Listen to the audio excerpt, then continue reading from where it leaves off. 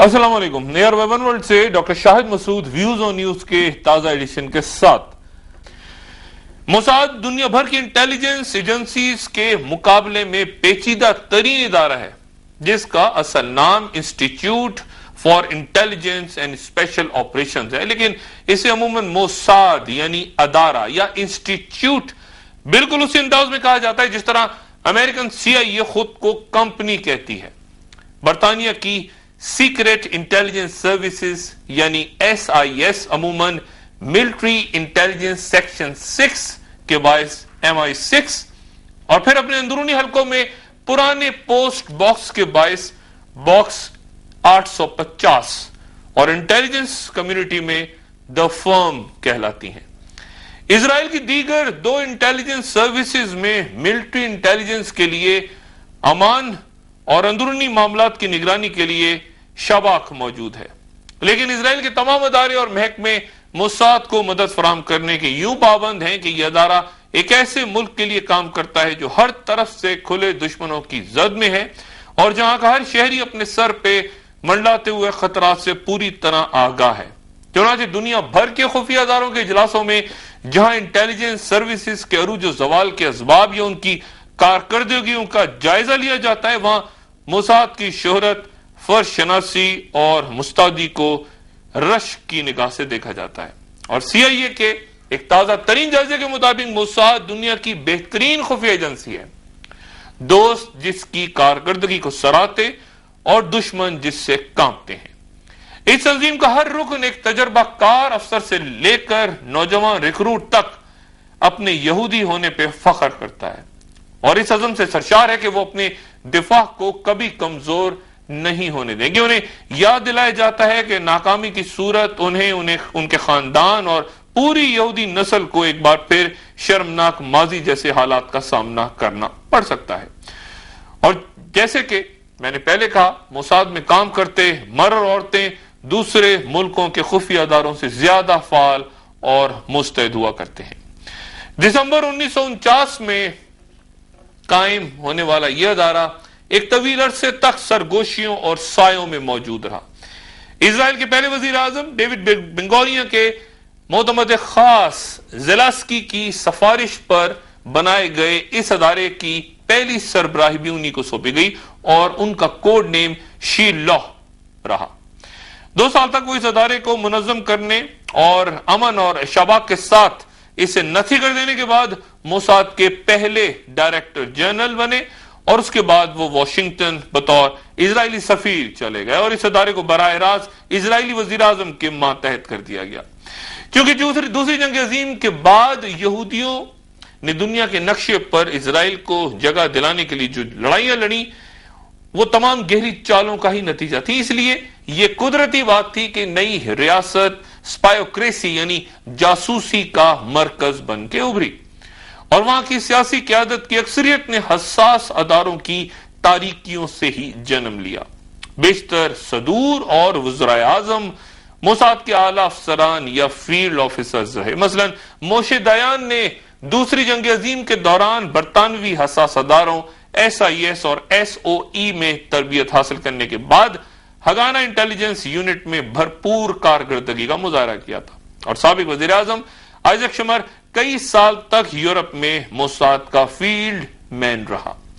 Mossad کی جائے پیدائش وسطی تل ابیب میں 85 یہود اسٹریٹ کا ایک سادہ سا کمرہ تھا اور اس بے نام عمارت کے بیسمنٹ میں ایک کیفے اور ایک فلاور شاپ تھی اور اوپر کی منزلوں میں چند اپارٹمنٹس تھے جن میں سے ایک کے دروازے پہ وزٹرز کاؤنسلنگ سروسز کی پلیٹ لگی تھی. اور یہی 30 جون 1948 کو ان تمام افراد نے جمع ہو کر جنہوں نے ریاست اسرائیل کے قیام کے لیے منصوبہ بندیاں کی تھیں، سازشیں کی تھیں اور پھر دنیا کے مختلف حصوں سے یہاں پہنچے تھے. بن گورین کی ہدایت کے مطابق انہوں نے انٹیلیجنس سروسز کو 3 حصوں میں تشکیل دیا. ایک division bureau of military intelligence تھا جس کے عبرانی نام کے الفاظ امن کہلاتے ہیں. دوسری ڈویژن دشمنوں کے جاسوسوں کی نقل و حرکت پہ کڑی نظر رکھنا اور انہیں گرفتار کرنا جس کا عبرانی مخفف RAN ران بنتا ہے. اور تیسری ڈویژن وزارت خارجہ کا سیاسی شعبہ تھا جس کا کام دنیا بھر سے اسرائیل کے لیے اہمیت رکھتی اطلاعات جمع کرنا تھا، اور اس کا سربراہ یورس گوریل تھا، جو بعد میں دنیا کے سامنے ماہر ترین جاسوس یعنی اسپائی ماسٹر کے طور پہ سامنے آیا، اور اسے شن بیت نامی اس جنرل سیکیورٹی سروسز کی سربراہی دے دی گئی جس نے 1951 کے بعد موساد کا روپ ڈھال لیا۔ حقیقی صورتحال یہ تھی کہ مختلف شعبوں کی سرگرمیوں کے درمیان کوئی واضح حد نہ ہونے کے سبب پیچیدگیاں بڑھتی رہیں، اور مختلف علاقوں سے ہجرت کرتے یہودیوں کے رسم و رواج اور زبانوں نے ان پر الگ الگ رنگ چڑھا رکھے تھے۔ ایک طرف تو اسرائیل میں حساس اداروں کے اندر وہ صہیونی گروپس، ان کی روایات جنم لینے لگیں جو قانون شکنی کے عادی تھے اور طبعاً کافی درست مزاج رکھتے تھے، سرکش تھے اور چھپ کر ہر اوچھا وار کرنے، جال سازی اور دھوکہ دہی کے عادی تھے، اور دوسری جانب ملٹری انٹیلیجنس تھی جو کلاسیکل اسلوب اور آداب اور تنظیمی روح پر یقین رکھتی تھی۔ اسٹیورٹ اسٹیون اپنی کتاب اسپائی ماسٹر آف اسرائیل میں لکھتا ہے کہ ایسے افراد کو قواعد و ضوابط میں لانا انتہائی کٹھن کام تھا، کیونکہ ان کے نزدیک یہ تصور ہی ناممکن تھا کہ قانون کی حکمرانی یا کسی کے سامنے جواب دہی ممکن ہو سکتی ہے۔ لیکن 1949 میں آرمڈ فورسز کی انٹیلیجنس سنبھالنے والے خیام ہرزوک نے، جو کہ بعد میں اسرائیل کا صدر بھی بنا، بن گورین کو قائل کر لیا کہ ملٹری انٹیلیجنس کو مزید قواعد و ضوابط کا پابند کر دیا جائے۔ چنانچہ امن تنظیم مستعد اور منظم سروس کے کلب میں ڈھلتی چلی گئی، اور پھر یہی خیام ہرزوک اپریل 1950 میں واشنگٹن کے اسرائیلی سفارت خانے میں بطور ملٹری اتاشی چلا گیا۔ یہ عہدہ پہلے ہی بہت عام تھا، لیکن خیام کی تقرری کے بعد امریکہ اور اسرائیل کے تعلقات نے نیا رخ اختیار کیا، اور CIA اور FBI اپنے نئے دوست ملک اسرائیل کے خفیہ اداروں کو عام پیغامات کی کوڈنگ اور خفیہ پیغامات کی ڈی کوڈنگ کے فن کی تربیت دینے پہ آمادہ ہو گئی۔ یہ دور روس کے ساتھ سرد جنگ کے آغاز کا دور تھا، اور خود اسرائیل کے لیے بھی نزاکتوں کا حامل تھا، کیونکہ روس جو پہلے اس نئی ریاست کا حامی تھا اب عربوں سے اپنے تعلقات استوار کر رہا تھا، اور یہ صورتحال اسرائیل اور امریکہ دونوں کو قریب تر تھی۔ خیام ہرزوک نے CIA کے ساتھ مضبوط روابط قائم کی جو آگے چل کے نہ صرف اسرائیل بلکہ خود امریکہ کے لیے بھی بہت اہم ثابت ہوئے، اور پھر جب CIA کے ایک ماہر ترین سراغ رساں یعنی جیمز اینجلٹن کو CIA کے اسرائیل ڈیسک کا انچارج بنایا گیا تو خیام ہرزوک اور اینجلٹن ایک مضبوط جوڑی بن گئے، جبکہ دوسری طرف امن ملٹری انٹیلیجنس کو بھی بینجامن جالبی کی زیر کمان کئی منزلیں طے کرنی تھی۔ ہگانا ایک زیر زمین تحریک کی جانشین تھی، اور ابتدائی عرصے میں یوں افراتفری کا شکار رہی کہ کبھی اس کے ایجنٹس موساد کے لیے کام کرنے میں مجبور ہوتے، اور کبھی امن کی جانب سے تقویض کردہ فرائض انہیں سر انجام دینے پڑتے۔ ان دونوں اداروں کے مابین مسابقت کا دائرہ دنیا بھر میں پھیلا ہوا تھا، لیکن کبھی ان کے حکام ذاتی برتری اور دوسرے کو نیچا دکھانے کے لیے متحد ہو جاتے، اور کبھی مشترکہ مفادات کے لیے ایک دوسرے سے لڑتے بھی رہتے، اور نتیجے میں پیدا ہوتے بحران پر قابو پانے کے لیے پھر بن گورین کو خود مداخلت کرنی پڑی۔ چنانچہ بن گورین کی ہدایت پر انٹیلیجنس اسٹیبلشمنٹ کی تشکیل نو کے لیے سفارشات مرتب کرنے کا کام سونپا گیا۔ ایک نئی کمیٹی نے تمام متعلقہ لوگوں سے صلاح مشورے کے بعد مختصر ترین وقت میں ایسی سفارشات پیش کر دیں، اور پھر 1 دسمبر 1951 کو وزیر اعظم کی طرف سے جاری ہونے والی ہدایات کے بعد موساد کی ایک واضح شکل اور دائرہ کار کا تعین کر دیا گیا۔ موساد کے تاسیسی متن میں عہد نامہ عتیق یعنی اولڈ ٹیسٹمنٹ کی یہ عبارت شامل کی گئی ہے کہ اور موسیٰ نے انہیں ارض کنعان میں جاسوسی کی غرض سے بھیجا تاکہ وہ دیکھیں کہ وہ ملک کیسا ہے اور کیسے چل رہا ہے، وہاں کے لوگ کیا کرتے ہیں، کیا وہ کمزور ہیں یا طاقتور، کم ہیں یا زیادہ۔ موساد کے نئے سربراہ ربی سیلوک نے حکومت کو تجویز دی کہ موساد کو CIA کی طرح مکمل خود مختاری دے دی جائے تاکہ وہ وزیر اعظم کے سوا کسی دوسرے کے سامنے جواب دہ نہ ہو، اور موجودہ دور کی موساد اپنے دامن میں غلط حرکات، متضاد کارروائیوں اور غلط اندازوں کا ریکارڈ سمیتی آگے بڑھ رہی ہے۔ ایران، افغانستان، عراق اور اب لیبنان میں اس کی مرتب کردہ سفارشات، رپورٹس اور CIA سمیت دیگر حساس اداروں سے اس کی معاونت خصوصاً را کے ساتھ اس وقت جس ناکامی سے دوچار ہو رہی ہے، اس کے باعث اپنے قیام کے پہلی کئی اشروں میں اس نے جس شاندار کارکردگی کا مظاہرہ کر کے اپنوں اور پرایوں ہر ایک سے خراج تحسین پیش کیا تھا، وہ اب ماضی کا قصہ بنتا جا رہا ہے۔ موساد اور امن کے اعلی حکام کا معمول ہے کہ وہ منصوبہ بندی اور اس پہ عمل درآمد کا جائزہ لینے کے لیے ہفتے میں 2 مرتبہ ضرور اکٹھے ہوتے ہیں، اور اگر کوئی ہنگامی صورتحال جیسے موجودہ حالات درپیش ہوں تو اس سے بھی جلد اجلاس طلب کر لیے جاتے ہیں۔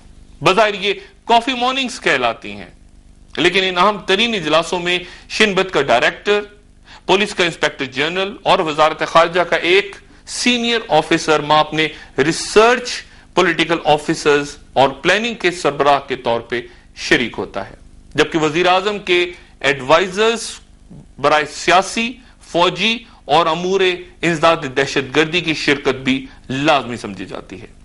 ان اعلیٰ ترین سول حکام اور ملٹری حکام کے اجلاسوں کے ذریعے مرکزی کنٹرول کے شعبوں کی نمائندگی بھی ہو جاتی ہے۔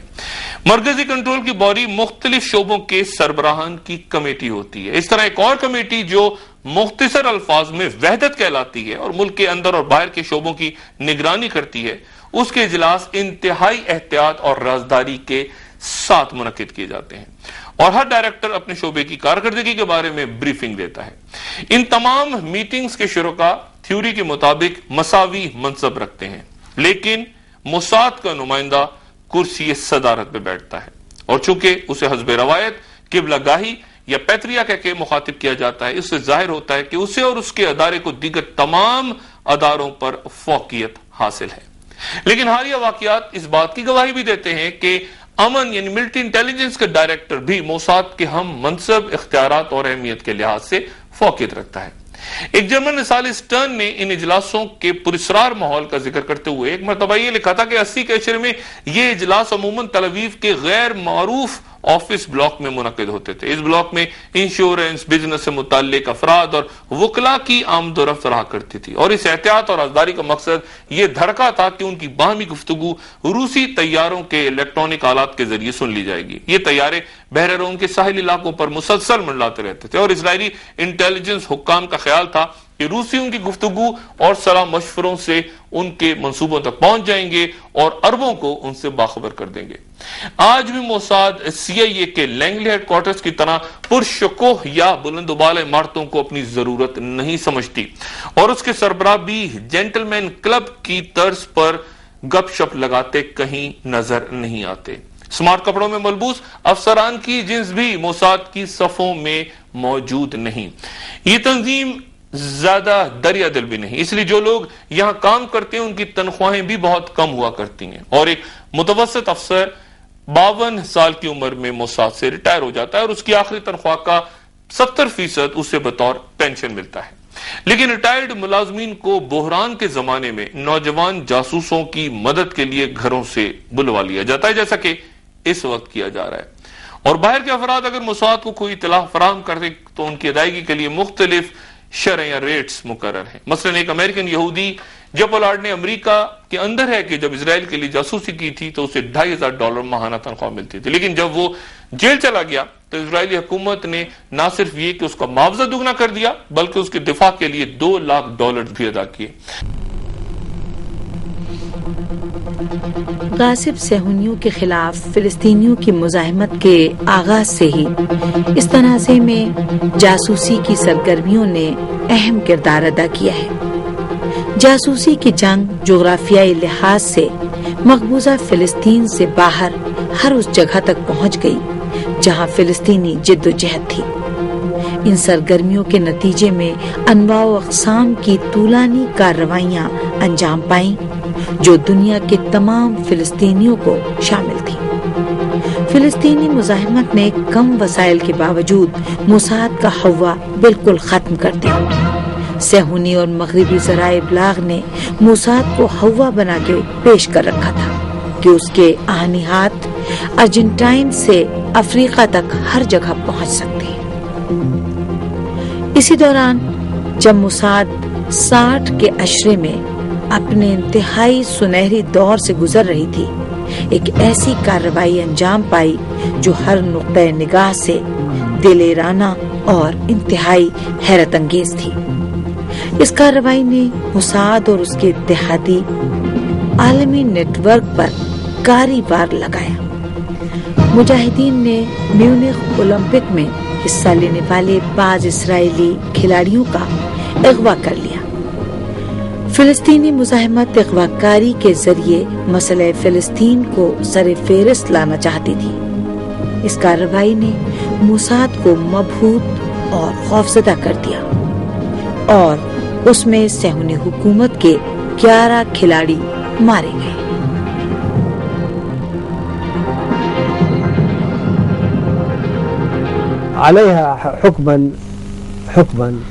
ہر ملک میں کھلاڑیوں کی پشت پناہی کے لیے قانون ہوتا ہے۔ 20ویں صدی میں جنگ زمینی سرحدوں تک محدود نہیں تھی۔ عرب اسرائیل جنگ پوری دنیا میں پھیلی ہوئی تھی اور اس کی کوئی سرحد نہیں تھی۔ عرب جہاں بھی اسرائیل پر فوجی یا غیر فوجی وار لگا سکتے تھے دریغ نہیں کرتے تھے۔ اسرائیلی بھی ایسے ہی تھے۔ میونخ بھی انہی میدانوں میں سے ایک تھا اور وہاں بھی اس لڑائی کا امکان تھا۔ اسرائیلی اپنے کھلاڑیوں کی حفاظت میں ناکام رہے۔ عرب فدائی ان کے درمیان ڈرانے میں کامیاب رہے اور انہوں نے کاری وار لگایا اور موساد کے اعتبار کو ختم کر دیا۔ انہوں نے دنیا کو اس وہم میں مبتلا کر رکھا تھا کہ وہ ایسے کام کر سکتے ہیں جو دوسرے نہیں کر سکتے۔ جیسے ایک وقت انہوں نے بحر احمر میں بعض راڈار اسٹیشنوں کو تباہ کر دیا تھا، ایک زمانے میں عراق کے ایٹمی مراکز پر بمباری کر دی تھی، یا یوگینڈا اور انتیبا میں ایک جہاز کو تباہ کر دیا تھا۔ اسرائیل کی ان تمام کارروائیوں کا مغرب والوں کے دل و دماغ پر قبضہ کرنے کے لیے پروپیگنڈا کیا گیا اور انہیں باور کرایا گیا کہ موساد ایسا نیٹ ورک ہے جس کا مشاہبہ بھی تیار نہیں کیا جا سکتا۔ مگر میونخ آپریشن اور 1973 کی جنگ نے موساد اور اسرائیل کی ناتوانی ثابت کر دی۔ یہ بات ظاہر ہے کہ جنگی ساز و سامان کی نمائش اور پروپیگنڈے کے ذریعے اپنی طاقت کو برقرار نہیں رکھا جا سکتا۔ موساد ایک انٹیلیجنس ایجنسی ضرور ہے، لیکن اس میں خامیاں بھی ہیں جو ہمیں بار بار دکھائی دیتی ہیں۔ اس کی غلطیوں سے انکار نہیں کیا جا سکتا۔ موساد پر اسرائیلیوں کی حفاظت کی ذمہ داری ہے، لہذا اسے فلسطینی تحریک کی کارروائیوں سے واقف ہونا چاہیے۔ پتہ نہیں اس کو کیا مشکل پیش آئی کہ متعدد اسرائیلی کھلاڑی مار دیے گئے اور موساد اس سے پوری طرح بے خبر اور لا علم رہی۔ نہ اس نے احتیاطی اقدامات کیے تھے اور نہ ہی اس آپریشن کی اس کو کوئی خبر تھی۔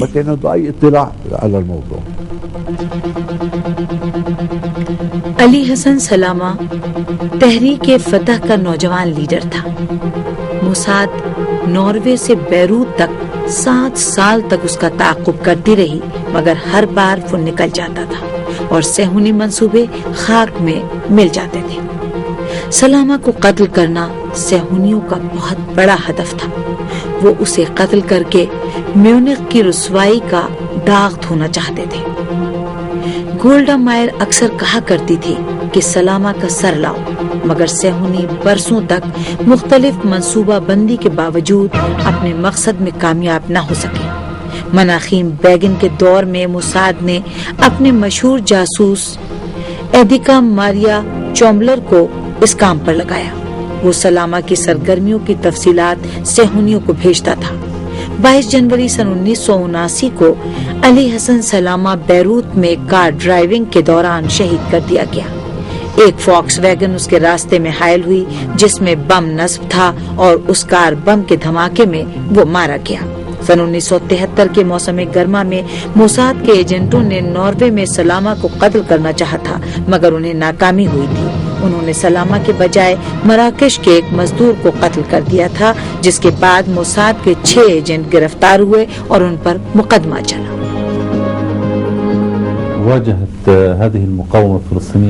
غاصب صہیونی حکومت کے خلاف مزاحمت میں فلسطینیوں کو موساد کی بے شمار کارروائیوں کا بھی سامنا ہوا، جن کا مقصد فلسطینی قوم اور تحریک مزاحمت کو کچلنا تھا۔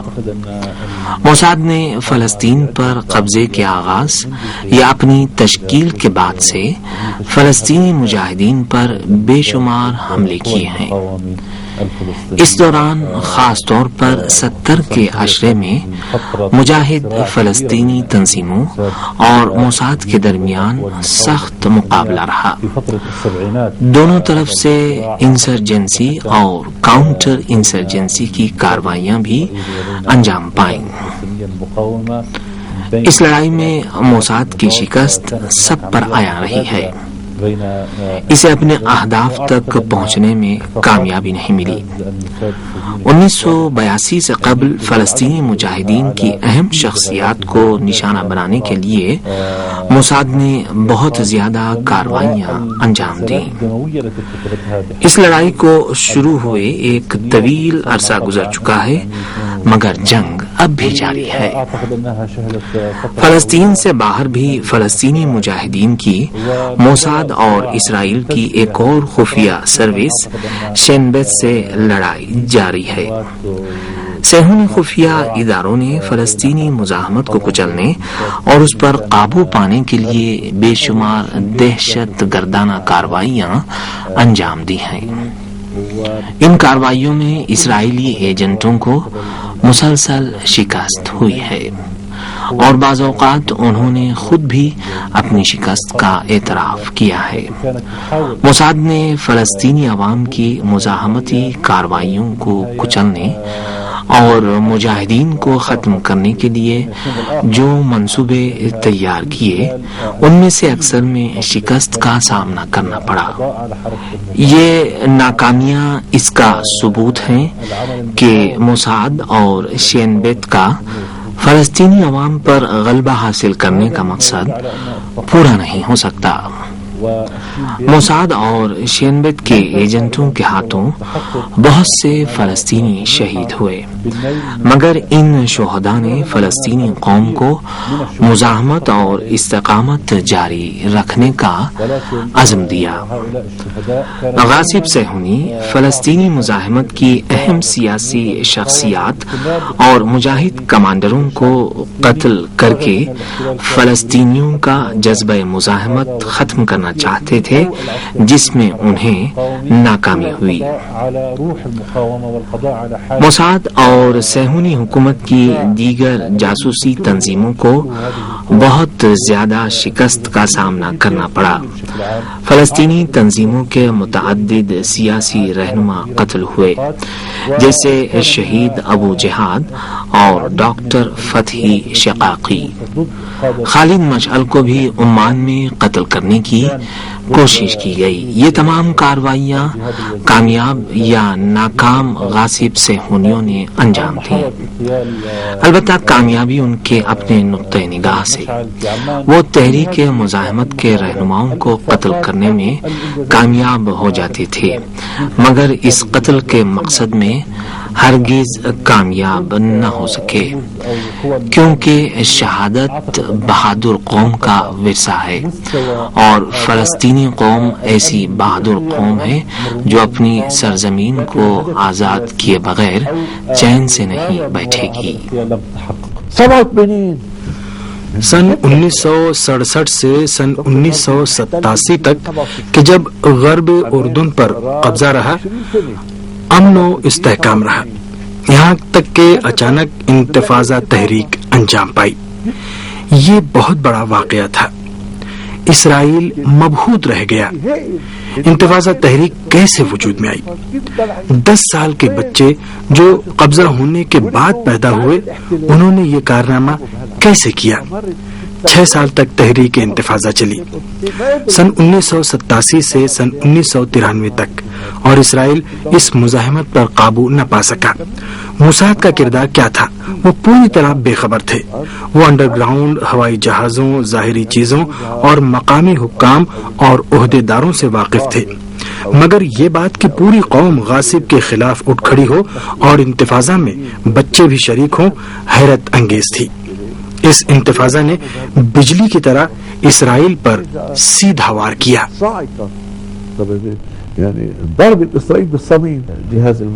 موساد کا نیٹ ورک بیرون ملک سرگرمیوں کے لیے قائم کیا گیا، اور جو لوگ صہیونی حکومت کی سلامتی کے لیے خطرہ ہوں اس کے ایجنٹ ان کو نشانہ بناتے ہیں۔ موساد نے شروع میں بعض پرانے نازیوں کا تعاقب کیا جو نازی جرمنی کے سقوط کے بعد مختلف ملکوں میں پناہ گزین تھے۔ اس سلسلے میں اس کی سب سے بڑی کامیابی اخمین کا تعاقب اور اس کی گرفتاری تھی، جس کو موساد کے ایجنٹوں نے گرفتار کر کے اسرائیل پہنچایا اور اس پر مقدمہ چلایا۔ جب اس نیٹ ورک کا فلسطینی مزاحمت سے سامنا ہوا تو کامیابیوں کے ساتھ اس کو شکستوں کا بھی سامنا کرنا پڑا، اور گزشتہ 2 اشروں کے دوران شکستیں کافی بڑھ گئیں۔ فلسطینی مزاحمت کے مقابلے میں موساد کی نمایاں ترین شکست 1997 میں عمان میں تحریک حماس کے سیاسی شعبے کے سربراہ کو قتل کرنے میں ناکامی ہے۔ اس ناکام آپریشن پر عمل کرنے والا پکڑا گیا اور شیخ احمد یاسین سے اس کا تبادلہ ہوا۔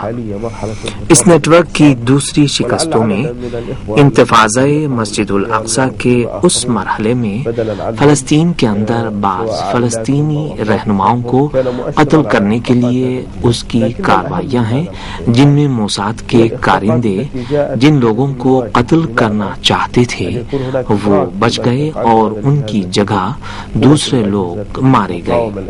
ان میں اہم تر وہ شکستیں ہیں جو مقابلوں میں ہوئیں، یعنی جو ہونے والا ہے اس کو سمجھنا، سیکیورٹی سسٹم کا استحکام، وقت کا تعین اور دراندازی۔ یہ واقعہ 1996 میں رونما ہوا۔ ہمارے بھائیوں نے فوجی سیکیورٹی سسٹم میں ایک ہی جاسوس کی موجودگی کا پتہ لگایا اور اس سے ایک بار پھر کام لیا، اور اس نے انہیں غرب اردن میں انجام پانے والے قتل کے ذمہ دار تک پہنچا دیا، جو بعد میں شہر بیت المقدس میں قتل کر دیا گیا۔ اس کو موساد کے افسروں اور کمانڈروں کے ساتھ ایک میٹنگ میں قتل کیا گیا۔ شکستوں کے بارے میں بات ہو تو شکستوں سے بھی زیادہ اہم مسائل ہیں، اور وہ یہ کہ آج وہ گروہ جس کے پاس موساد کی کمان ہے اس گروہ کی طرح نہیں ہے جو مزاحمت سے ٹکراتا تھا، اور اس گروہ کے کامیاب نہ ہونے کی ایک اہم وجہ یہ ہے کہ مزاحمت آج کسی خاص سیاسی گروہ یا جماعت تک محدود نہیں ہے بلکہ عوامی ہو چکی ہے۔ دوسرا مسئلہ اس نیٹ ورک کے کام سے تعلق رکھتا ہے۔ حالیہ شکستوں کے بعد اسرائیل کے سیاسی رہنماؤں نے دوسری خفیہ تنظیموں پر اعتماد کیا اور اس نیٹ ورک کی ہیبت کم ہو گئی۔ قتل کی بعض وارداتیں اسرائیل کی ملٹری انٹیلیجنس کے ایجنٹوں نے انجام دی۔ موساد پوری دنیا میں فلسطینی مزاحمت کے رہنماؤں کا تعاقب کرتی تھی۔ اس نے جہاد اسلامی کے سیکریٹری جنرل ڈاکٹر فتحی شقاقی کو قتل کرنے کا مضبوط پروگرام بنایا۔ بیت العید آپریشن نے صہیونی حکومت کو لرزہ براندام کر دیا تھا۔ اس کے نتیجے میں اس نے ڈاکٹر فتحی شقاقی کا نام ہٹ لسٹ میں سر فہرست کر دیا۔ مالٹا میں موساد کے ایجنٹوں نے ڈاکٹر فتحی شقاقی پر جو اکیلے جا رہے تھے فائرنگ کر کے انہیں شہید کر دیا۔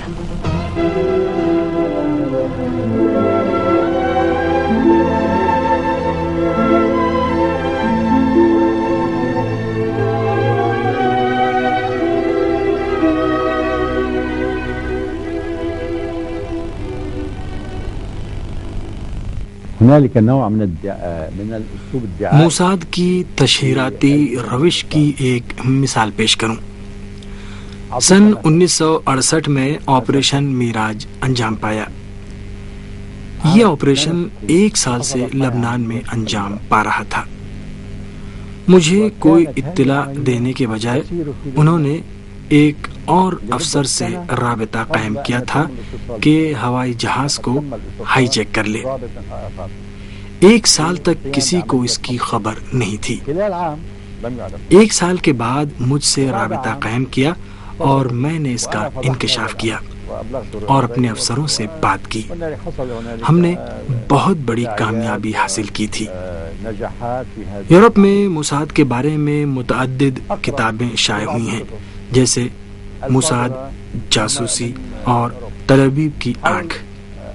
ان کتابوں میں نے پڑھا کہ موساد کو لبنانی طیارے کی ہائی جیکنگ کی اطلاع تھی. میں خود جانتا ہوں کہ 1 سال تک کسی نے اس بارے میں کچھ نہیں کہا اور کسی کو اس کی خبر نہیں تھی. وہ صرف دعویٰ کرتے تھے کہ بہت کچھ جانتے ہیں، اور مغربی ذرائع ابلاغ جنہیں موساد کی پشت پناہی حاصل تھی، موساد کے وسائل اور صلاحیتوں کی تصویر کشی بہت بڑھا چڑھا کے کرتے تھے. جو میں کہہ رہا ہوں اسے میں نے خود دیکھا ہے. موساد اور اسرائیل کے حق میں بالعموم اور اسرائیل کی جاسوسی کے بارے میں بالخصوص بہت وسیع پروپیگنڈا ہوتا تھا. موساد کو جتنا برتر مشہور کیا گیا تھا اتنی برتر وہ تھی نہیں. عربوں کی کمزوری اور اسرائیل کے وسائل کی مضبوطی اور ان دونوں کے درمیان جو فرق تھا اس کی وجہ سے اسرائیل برتر دکھائی دیتا تھا. اس کی خفیہ ایجنسیاں معمولی حتیٰ معمولی سے بھی کم تھیں، مگر عرب اسرائیل کے فرق اور وسیع پروپیگنڈے نے اس کو برتر ظاہر کیا.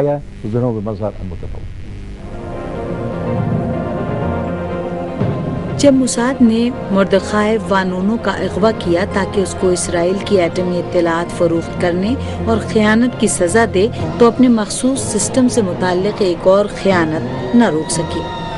موساد کے ایک ایجنٹ وکٹر ایٹروفیسکی نے موساد کے خفیہ راز کینیڈا کے ایک اخبار کو فروخت کیے اور سن 1990 میں فرانسیسی زبان میں ڈسیپشن وائیویوف نامی کتاب شائع کی. جو چیز اس بات کے ایک بھونڈا مذاق ہونے کو ثابت کرتی ہے وہ یہ ہے کہ ایٹروفیسکی موساد میں کام نہیں کرتا تھا، حتیٰ اس نے ٹریننگ بھی نہیں لی تھی. موساد کو ایک اور رسوائی کا سامنا کرنا پڑا. اطلاعات ملی کہ کینیا میں صہیونیوں کے مفاد پر حملہ ہونے والا ہے، مگر انہوں نے اس پر کوئی توجہ نہ دی. نومبر 2002 میں ممباسا ہوٹل میں 2 طرفہ حملے سے صہیونی حکومت سکتے میں رہ گئی. اسی وقت کینیا کی فضا میں ایک صہیونی ہوائی جہاز موجود تھا.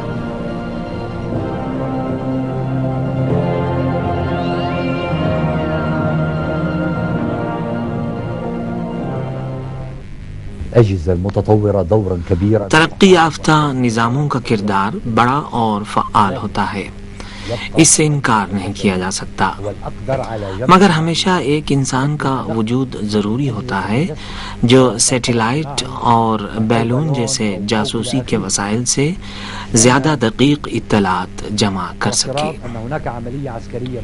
مثال کے طور پر اگر اسرائیلی فوج کوئی فوجی آپریشن انجام دینا چاہتی ہے تو اس کے لیے یہ جاننا ضروری ہے کہ اس میدان میں کون سے گروہ ہیں اور ان کی فعالیت کی نوعیت کیا ہے، ان کا لیڈر کون ہے، کب حرکت کرتے ہیں اور کس طرح آپس میں رابطہ قائم کرتے ہیں.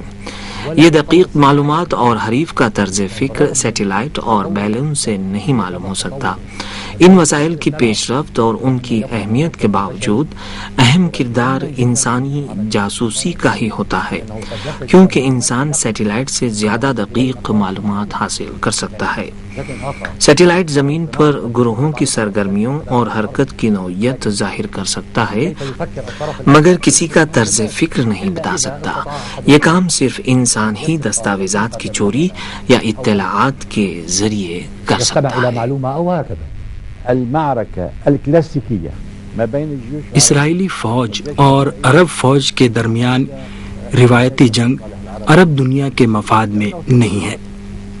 جب بھی کسی جنگ کی استعداد کی بات ہوئی، چاہے وہ صرف تحریر میں ہی کیوں نہ رہی ہو، اسرائیل کی حمایت میں امریکہ کے آخری حصے سے لے کر یورپ کے مرکز تک ہوائی، زمینی اور سمندری پل ایک دوسرے سے متصل ہو جاتے تھے۔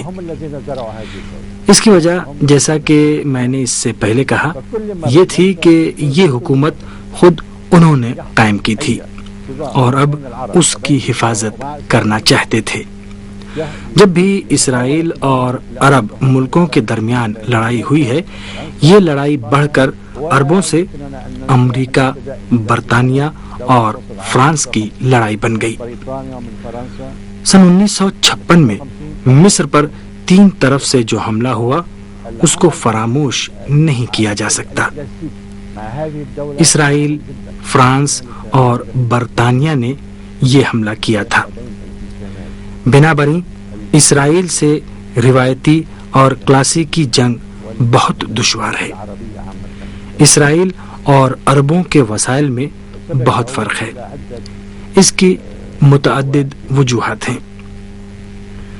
ہمیں یہ نہیں بھولنا چاہیے کہ اسرائیل کو اس علاقے میں بڑی بیرونی طاقتوں نے قائم کیا ہے۔ یہ طاقتیں 4 بڑے ممالک برطانیہ، فرانس، امریکہ اور سابق سوویت یونین تھے۔ بہت سے یورپی ممالک بھی اس میں شامل تھے۔ یہ ممالک جنہوں نے دوسروں کے علاقے میں صہیونی ریاست قائم کی، اس کو باقی رکھنے کے لیے ہر کام کرنے کی کوشش کرتے ہیں۔ اسی بنا پر اسرائیل اور ان کے درمیان انٹیلیجنس کا مکمل تعاون پایا جاتا ہے۔ یہ ممالک اپنے جاسوسی سیٹلائٹوں اور دیگر وسائل اور نیٹ ورک سے جو اطلاعات حاصل کرتے ہیں، اسے اسرائیل تک پہنچا دیتے ہیں۔ اسرائیل ان اطلاعات سے فائدہ اٹھاتا ہے اور بعض اطلاعات دے کر ان ملکوں پر احسان جماتا ہے۔ اسرائیل فائدہ پہنچانے سے زیادہ فائدہ اٹھاتا ہے۔ اس وقت اگر ہم عربوں اور اسرائیل کے وسائل کا موازنہ کرنا چاہیں تو معلوم ہوگا کہ مغربی دنیا ہمیں ان اطلاعات تک دسترسی سے روک دیتی ہے جن سے اسرائیل کو ضرر اور نقصان پہنچنے کا امکان ہو، اور اسرائیل کو وہ تمام اطلاعات فراہم کرتی ہے جو اس کے لیے مفید ہوں۔ اس طرح ہم سمجھ سکتے ہیں کہ دشمن کی جاسوسی کی کارروائیوں کی شرح کتنی زیادہ ہے۔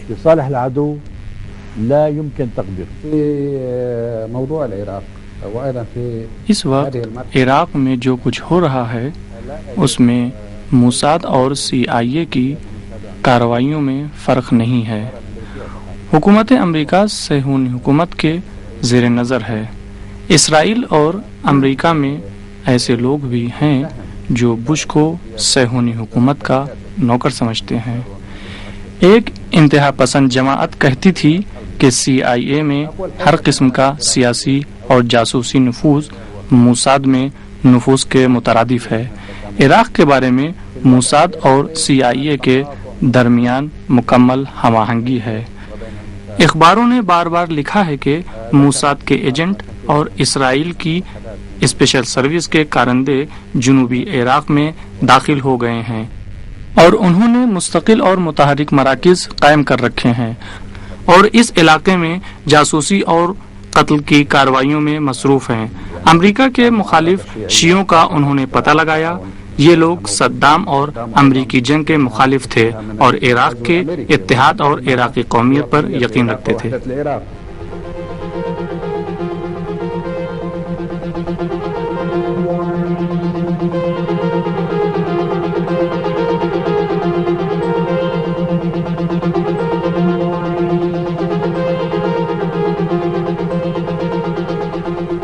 تجارب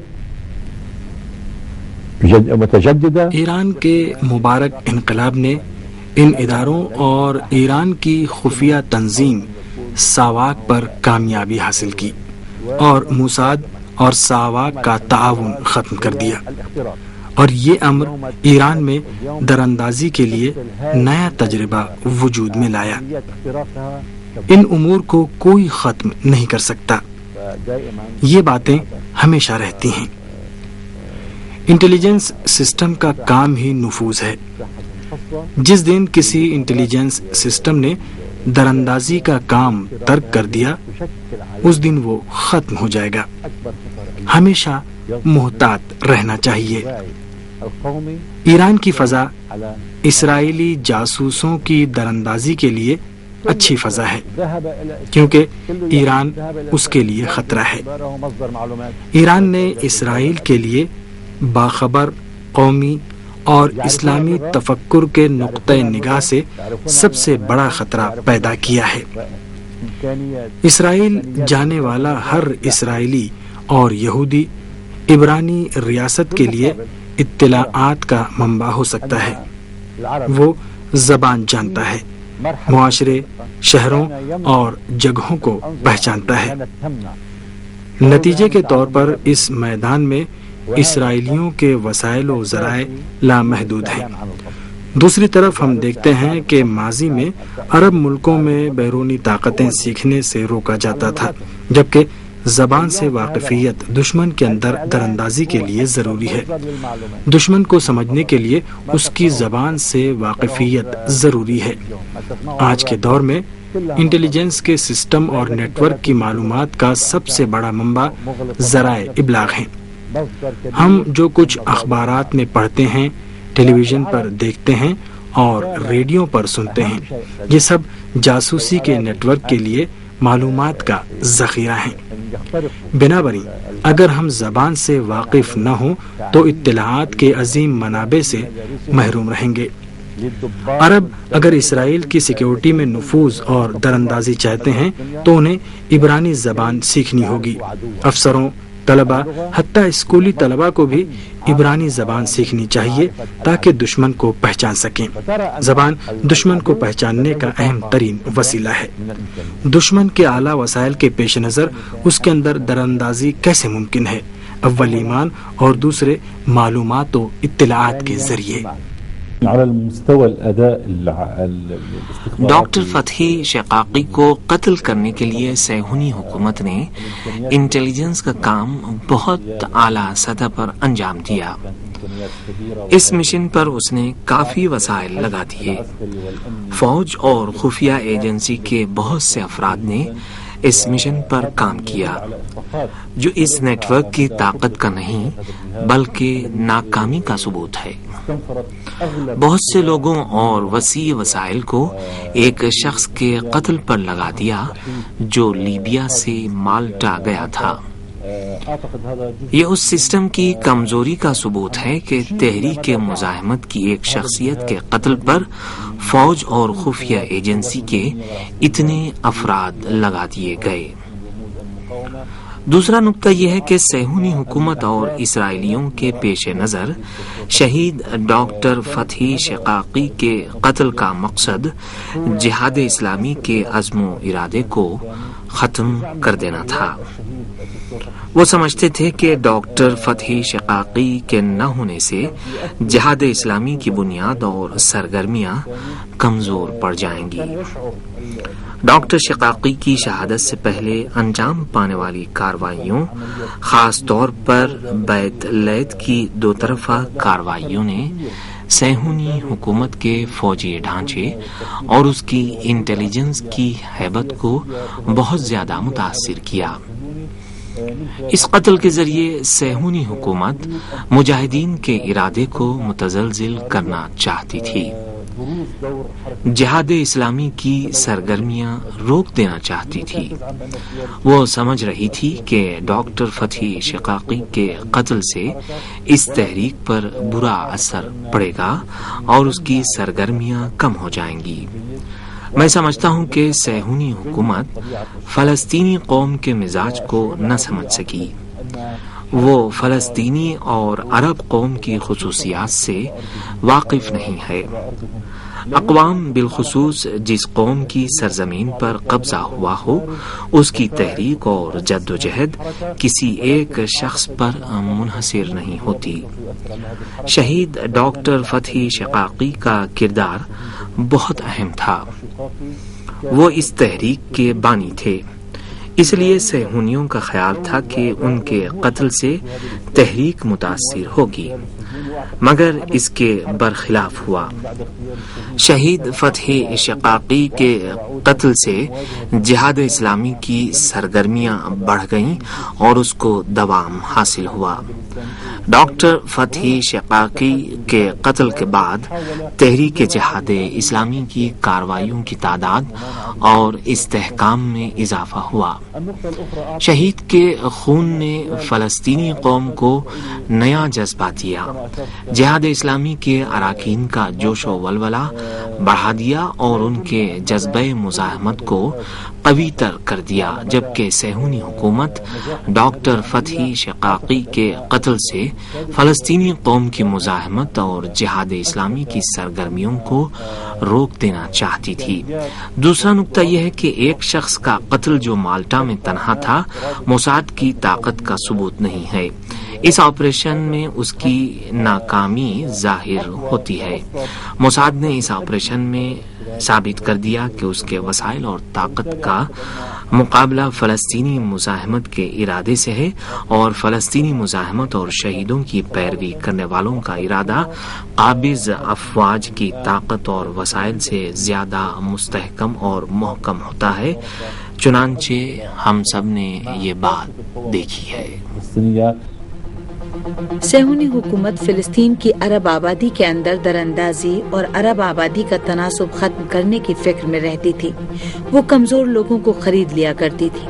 اس کے باوجود فلسطینی معاشرے میں ہرگز ایسی افراتفری پیدا نہیں ہوئی کہ سوئے اور بیدار ہوئے تو صہیونی حکومت کی پھیلائی ہوئی تباہی دیکھتے۔ فلسطین کی مزاحمتی جماعتوں نے ایک حد معین کر رکھی تھی اور انہوں نے بہت سے صہیونی ایجنٹوں کو گرفتار کیا۔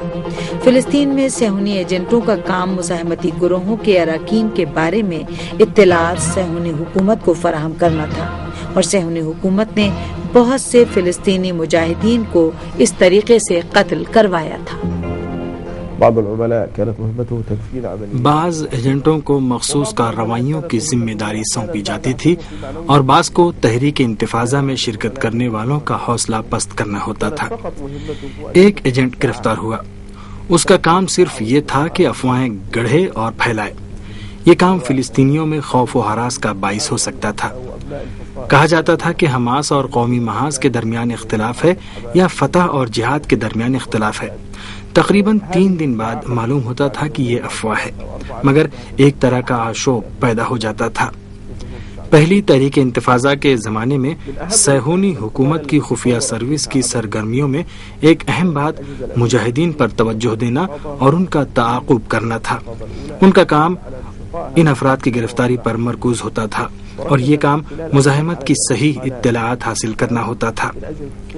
اس کام کے لیے متعدد گروہ فعال تھے۔ ان میں سے ایک گروہ عرب نما لوگوں کا تھا اور ایک اسپیشل گروہ کمانڈروں کا تھا۔ ان میں سے ہر ایک قسم کی کارروائیوں میں مصروف تھا۔ اسی کے ساتھ براہ راست قتل کی کارروائیاں بھی انجام پاتی تھیں، جیسے یحییٰ عماش کا قتل۔ صہیونی حکومت کی ایک پیش رفت یہ تھی کہ اس نے فلسطینیوں کے اندر ایجنٹوں کی تعداد بڑھانے کا فیصلہ کیا۔ اسی بنا پر ایجنٹوں کی بھرتی بھی بڑھائی گئی۔ جو بات صہیونی حکومت کے اس کام کی حد معین ہونے کا باعث ہوئی، وہ ایجنٹوں سے مقابلے میں مزاحمت کا کردار تھا۔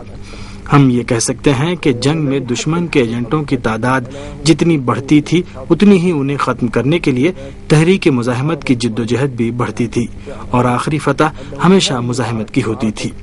صہیونی حکومت نے اپنے ایجنٹوں کے لیے تمام وسائل مہیا کیے، مگر تحریک مزاحمت نے اس کے مقابلے میں اپنے عزم و ارادے کا لوہا منوا لیا۔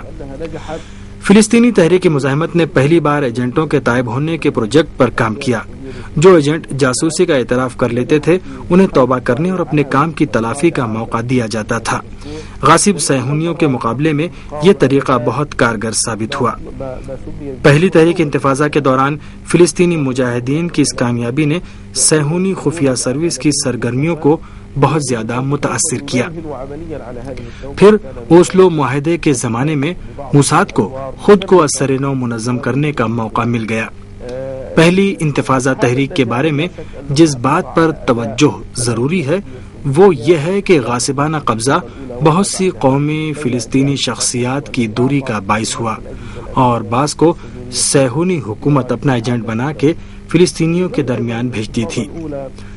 صہیونی حکومت بعض صورتحال جیسے غاصب صہیونیوں کے مقابلے میں تشدد کی مخالفت سے فائدہ اٹھاتی تھی، اور یہ بات فلسطینی قوم میں اہمیت نہیں رکھتی تھی۔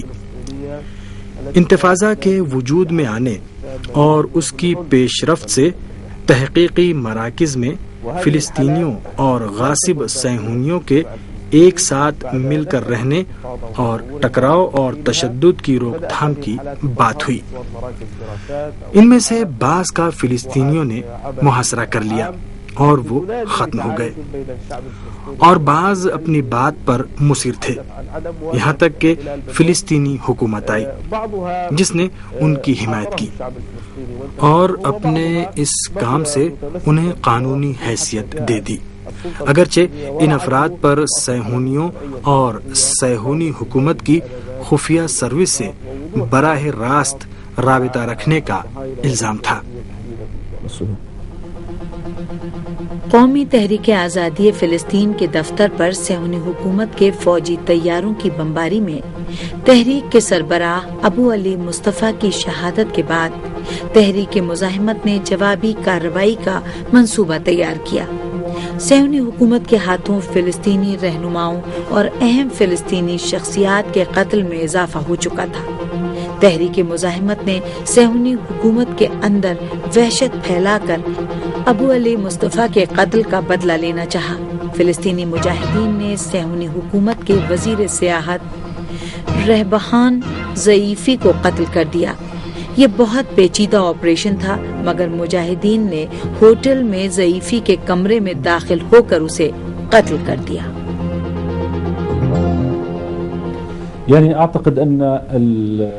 یہ آپریشن ایسے وقت میں انجام پایا جب غاصب صہیونی حکومت فلسطینی قوم کے خلاف بدترین جرائم کا ارتکاب کر رہی تھی۔ فلسطین کے سیاسی رہنما اور اہم کمانڈر قتل کیے جا رہے تھے۔ بہت سے قتل ہوئے، ان میں سب سے اہم قومی محاذ کے سیکریٹری جنرل ابو علی مصطفیٰ کا قتل تھا۔ وہ تحریک کے دفتر پر صہیونی ہوائی جہازوں کے حملے میں شہید ہوئے تھے۔ میرے خیال میں اس مجرمانہ قتل پر مزاحمت کا رد عمل بہت مضبوط اور محکم تھا۔ اسرائیل کے اس مجرم وزیر کا قتل جس نے فلسطینی قوم کے بارے میں راسفر نظریہ پیش کیا تھا، غیر معمولی روش سے انجام دیا گیا۔ یہ آپریشن سیکیورٹی کے نقطۂ نگاہ سے بہت اعلیٰ سطح کا تھا۔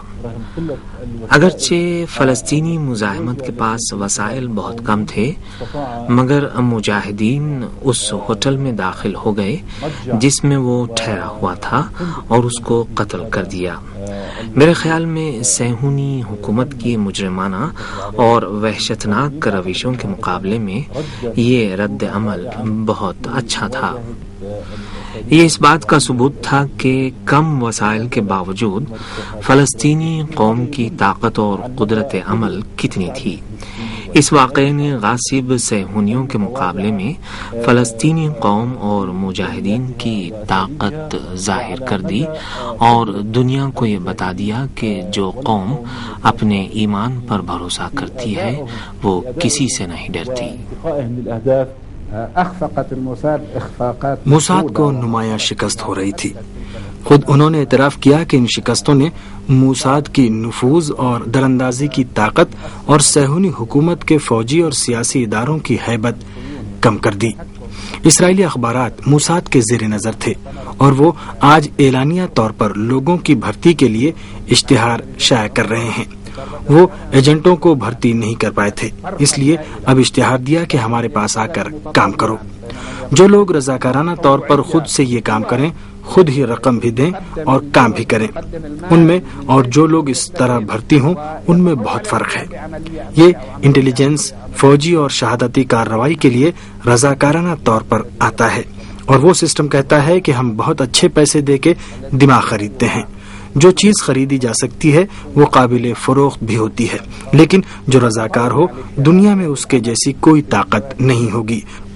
وہ پوری دنیا میں مزاحمت اور شہادت کے لیے رضاکار ہوتا ہے۔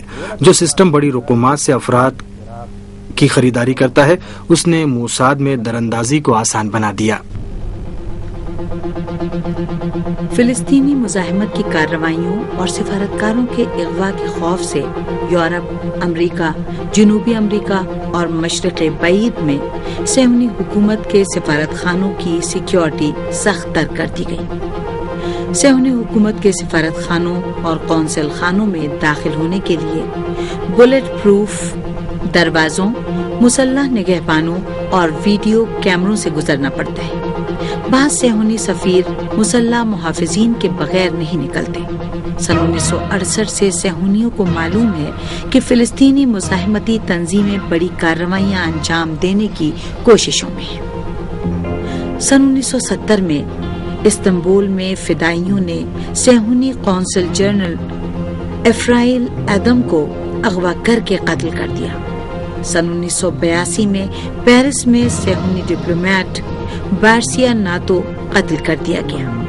سن 1992 میں بیونس آئرس میں دھماکہ ہوا اور چند لمحوں میں اسرائیلی سفارت خانہ خاک کے ڈھیر میں تبدیل ہو گیا اور 28 افراد ملبے میں دبے رہ گئے۔ سفارت خانے کے سامنے گاڑیوں کا رکنا منع تھا، مگر اس کے باوجود صہیونی اور ارجنٹائن کے سیکیورٹی افسران متوجہ نہیں ہو سکے کہ ڈرائیور اس بس کو جس میں بم نصب کیا گیا تھا پارک کر کے چلا گیا اور بس میں نصب تقریباً 1 ٹن دھماکہ خیز مادہ پھٹ گیا۔ 2 سال کے بعد ایسا ہی ایک دھماکہ بیونس آئرس میں یہودی مرکز میں ہوا اور 100 سے زائد افراد ہلاک ہو گئے۔